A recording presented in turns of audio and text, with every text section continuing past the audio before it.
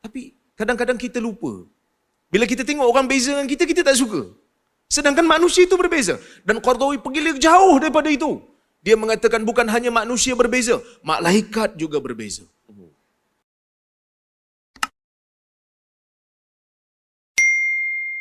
Saya tak nak jadi mufti Perak, biarlah orang lain yang menjadi mufti. Cuma saya nak sebutkan, Al-Qardawi apabila berbahas, dia cuba untuk meletakkan bukan saja huraian akademik dan hujah.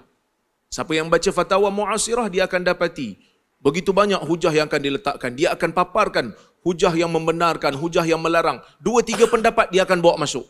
Daripada pelbagai mazhab dia akan bawa masuk. Kemudian dia akan gunakan tarjihan. Dan Qardawi memasukkan elemen adab. Qardawi menulis kitab As-Sahwah Islamiyah bain al-ikhtilaf al-mashru' wal tafarruq al-madhmum. Al-Qardawi menyebutkan tentang manusia berbeza. Pastinya manusia itu berbeza. Yang mana hakikat ini kadang-kadang walaupun kita sentiasa berbeza, tapi kadang-kadang kita lupa. Bila kita tengok orang beza dengan kita, kita tak suka. Sedangkan manusia itu berbeza. Dan Qardawi pergi lebih jauh daripada itu. Dia mengatakan bukan hanya manusia berbeza, malaikat juga berbeza. Nak kesedarkan kepada manusia ni, perbezaan itu bukan satu masalah pun. Malaikat berbeza. Dalam hadis dia bawa hadis. Hadis berkenaan dengan orang yang bunuh 100 orang tu. Tiba-tiba mati di pertengahan jalan. Tuan-tuan biasa dengar hadis tu? Datuk Mufti dulu hurai hadis tu dekat KGPA, Kelab Golf. Kita dah dengar hadis tu. Dia dah bunuh 100 orang. Lepas tu dia nak pergi bertaubat.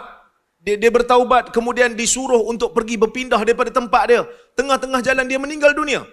Fakhtalafat fihi malaikatur rahmah wa malaikatul azab. Malaikat bergaduh. Malaikat rahmat bergaduh dengan malaikat azab.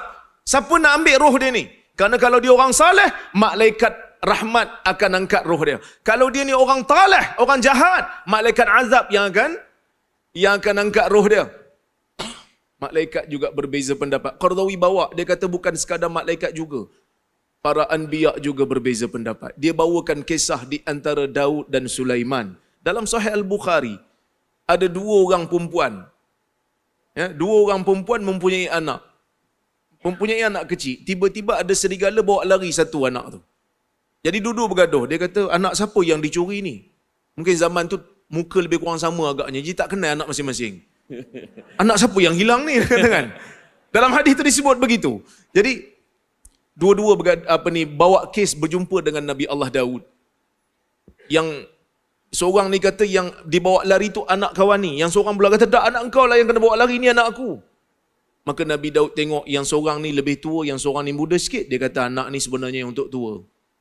Sehingga datang kepada Nabi Sulaiman. Nabi Sulaiman kata begitu, tak ada masalah. Kita ambil pisau, kita belah 2. Kita bagi seorang. Kita bagi seorang sekerat. Selesai masalah. Yang muda ni kata, kalau begitu wahai Nabi Allah Sulaiman, tak perlulah bagilah pada dia. Nabi Sulaiman kata, ini anak engkau. Kerana kau sayang kat dia. Para anbiya juga berbeza pendapat. Jadi Al-Qardawi membawakan kisah-kisah seperti ini untuk memberitahu kepada kita, memberitahu kepada para ilmuwan. Perbezaan itu bukan satu masalah pun. Tetapi ia merupakan sarwah. Ia merupakan satu tradisi, satu kita panggil apa, kekayaan yang ada dalam tradisi Islam yang kita boleh berbincang dan berbahas. Cuba bayangkan kalau Qardawi ini tidak menulis berkenaan dengan pemikiran dia yang dikumpulkan, kita pun tak ada benda nak bahas. Tak ada benda nak wacanakan. Sebab apa? Sebab masing-masing terikat dengan madrasah madhab. Kita bukan ada masalah dengan madhab. Tak ada masalah pun. Tetapi mazhab ini sebagai satu platform untuk memudahkan kita belajar.